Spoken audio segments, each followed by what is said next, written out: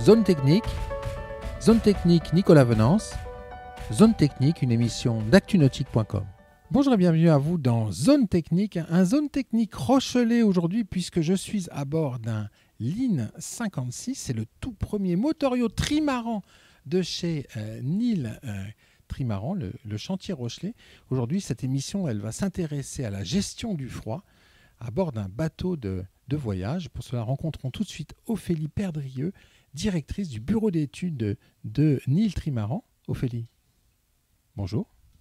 Bonjour Nicolas.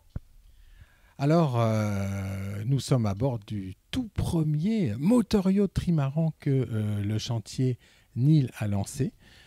Donc c'est une grande première. Un bateau de voyage, un bateau assez étonnant dans ses fonctionnalités, dans le service qu'il propose aux plaisanciers. Et moi, ce bateau, il m'a semblé intéressant pour traiter d'une thématique qu'on ne traite pas souvent malheureusement, c'est la gestion du froid à bord d'un tel bateau. Alors ce bateau, c'est un concept très particulier dans sa gestion de l'énergie. Alors oui, comme vous l'avez rappelé, donc c'est un bateau de voyage, donc à bord duquel le froid est essentiel pour la survie, le confort des occupants, du propriétaire. Donc c'est un aspect qui est vital, on va dire, à bord de ce bateau de voyage, puisqu'on permet aux gens de faire une transatlantique. Donc il faut que les gens ils puissent consommer leur nourriture tout simplement tout le long de leur voyage. Alors, sachant que vous avez un ADN de marque qui est très particulier chez Nil, c'est un ADN qui donne une grande place à l'éco-responsabilité, notamment à la gestion de l'énergie à bord de vos bateaux. Oui, alors tout à fait. On s'attache à concevoir des bateaux qui sont un peu éco-responsables dans leur conception et dans leur utilisation. Donc par exemple sur ce bateau, sur la gamme Lean, on a une motorisation centrale qui est un moteur thermique qui fonctionne au diesel, et on a aussi équipé avec 2 motorisations électriques. On a également un groupe électrogène à bord, donc ça nous permet de moduler et de choisir la motorisation qu'on va adapter selon le voyage qui va être effectué. On peut soit utiliser que la fonction thermique, soit la fonction hybride en couplant les 2 motorisations, ou que la fonction électrique. Alors ça j'imagine que dès la conception du bateau, ça vous pousse à opter pour des équipements très particuliers dans leurs besoins énergétiques. Effectivement, donc c'est pour ça que nous, on a fait le choix de choisir des équipements qui sont assez peu volumineux, peu encombrants. On a sélectionné 3 équipements de la marque Isotherme. On a 2 frigos conservateur dans la cuisine centrale du pont principal. On a également un petit frigo sur la cuisine extérieure. C'est des équipements qui ne sont pas forcément très volumineux, mais qui permettent aux gens de passer un voyage tout à fait confortable pour une transatlantique, par exemple.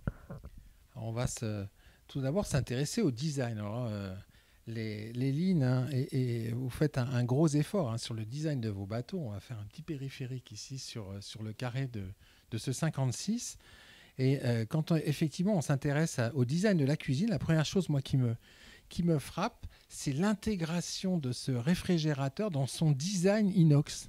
Alors oui, c'est sûr, on essaye de faire en sorte que les équipements techniques qu'on sélectionne soient en adéquation avec l'ADN du bateau. Donc nous on travaille avec vous voyez toutes les petites poignées qui sont en inox brossé ou en inox un peu qui brillent.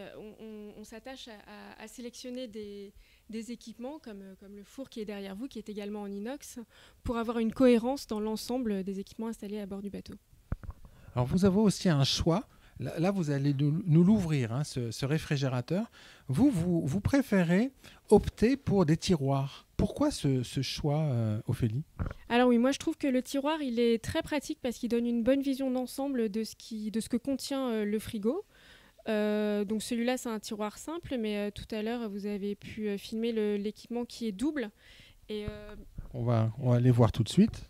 Alors je vais l'ouvrir également. Vous allez voir, c'est assez sympa parce qu'ils ont un fond un peu transparent. Les tiroirs, ils sont bien larges. C'est les mêmes technologies que des tiroirs de cuisine classiques. Donc on a une vue globale sur tout ce que contient le tiroir. En plus de ça, quand on navigue, on sait tous que les bateaux, ils ont des mouvements. Là, avec ce système de fermeture et d'ouverture, on sait que on est très fiabilisé dans le fonctionnement du tiroir.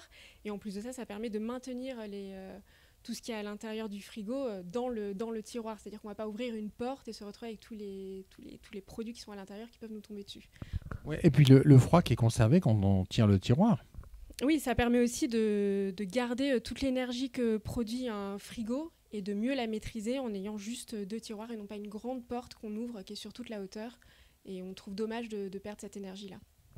Ça, c'est toujours votre ADN de marque très particulier. Alors, ce bloc froid qui est devant nous, 2 tiroirs, c'est 2 tiroirs différents. Oui, alors cet équipement-là, il est intéressant parce qu'il est modulable. On peut l'avoir un tiroir froid positif, un tiroir froid négatif.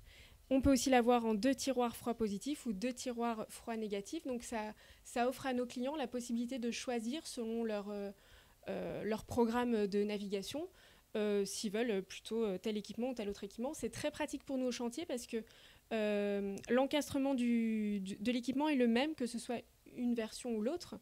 Et du coup, nous, ça répond très bien à une demande client et à une exécution au chantier. Alors ça, c'est une marque qui est italo-allemande, Isotherm. C'est une marque historique de la filière. Qu'est-ce qui fait qu'on va monter sur le fly pour découvrir un autre type de réfrigérateur que vous proposez à bord de ce bateau? Qu'est-ce qui fait qu'à un moment donné, Ophélie, vous avez décidé de travailler avec Isotherm?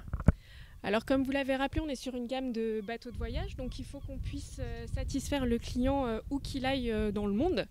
Et la marque Isotherm, elle propose des représentants un petit peu partout dans le monde. Donc, c'est sympa pour nos clients de pouvoir leur dire si vous avez un problème avec votre équipement, n'ayez pas peur, vous allez pouvoir trouver quelqu'un qui va vous aider un peu partout dans le monde. Un autre aspect, c'est la fiabilité de la marque. Nous, c'est une marque avec laquelle on travaille depuis des années au chantier. On en est content, on a peu de retours. C'est également une marque qui est fiable dans ses matériaux qu'elle utilise et dans les systèmes techniques, on va dire. Je vous parlais des poignées tout à l'heure, l'encadrement. Tout ça, c'est des matériaux qui sont solides, qui sont éprouvés pour le milieu marin et qui sont très fiables au niveau de la tenue dans le temps et pour l'utilisateur. Alors là, on découvre un réfrigérateur de pont. Alors ça, c'est un modèle... si on ne s'y intéressait pas plus, on ne verrait pas la différence, mais il est très différent de ceux qu'on a découverts à l'intérieur. Oui, alors je ne sais pas si vous avez fait attention à l'intérieur, mais ce frigo-là, donc il est étanche à l'eau. C'est le frigo de la gamme qui est étanche à l'eau.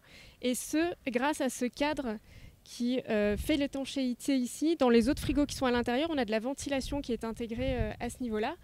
Et là, c'est vraiment le frigo étanche par excellence qu'on peut mettre dans une cuisine extérieure, dans un cockpit, qui est très intéressant puisqu'il a quand même un volume sympa pour mettre des boissons ou autres pour la journée. Ophélie, on va se mettre un peu à l'abri du soleil parce que ça tape un peu quand même aujourd'hui sur La Rochelle. Quand vous concevez un bateau comme ce Line 56, comment est-ce que vous allez attribuer de l'espace, utiliser ou pas, affecter ou pas à la gestion du froid? Alors, c'est défini surtout par les aménagements à la conception du bateau. Donc nous, on essaye toujours en adéquation avec notre ADN de peu consommer, de consommer raisonnablement et intelligemment. On va essayer de placer les équipements de la gamme qu'on connaît déjà un petit peu, puisqu'on connaît les encastrements, on connaît aussi comment on les fixe, comment on les enlève. Tout ça, on connaît le côté pratique de retrouver des équipements qu'on connaît déjà. Et en plus de ça, dans notre conception, l'architecture générale du bateau à l'intérieur, on se laisse toujours la possibilité de donner du volume en plus aux clients désireux d'avoir plus de froid à bord. Oui, parce que vous avez des bateaux propriétaires, donc finalement, c'est chaque propriétaire qui va décider de la quantité qu'il souhaite avoir. Oui, tout à fait. Et c'est le cas sur ces équipements-là. Et puis, c'est des bateaux qui sont assez gros pour accueillir de la modularité à plusieurs niveaux, et notamment dans le froid, puisqu'on sait que c'est un équipement, en tout cas un domaine qui est important pour les gens qui prévoient de partir au long cours. Il ne faut pas hésiter sur la qualité dans la gestion du froid. Non, il faut choisir des équipements fiables parce que quand on part loin, il faut quand même qu'on puisse s'alimenter correctement. On sait tous que la nourriture à bord, c'est important pour le bien-être des occupants. Nous, avec la marque Isotherm, en tout cas, on sait que cette fonction-là, elle va être assumée. Et on sait, comme on le disait tout à l'heure, qu'il y a qu'on peut contacter un peu des agents un peu partout dans le monde. Merci beaucoup, Ophélie. Merci, Nicolas. Voilà, puis moi, je vais vous quitter sur un gros plan sur ce bloc cuisine extérieur du Flybridge du Lean 56, le tout premier motorio trimaran du chantier Rochelet. À très bientôt sur Zone Technique. Cette émission est accessible à tout moment sur la chaîne YouTube d'ActuNautique, mais aussi en podcast sur Spotify, Deezer, Apple, Google, Acast et SoundCloud.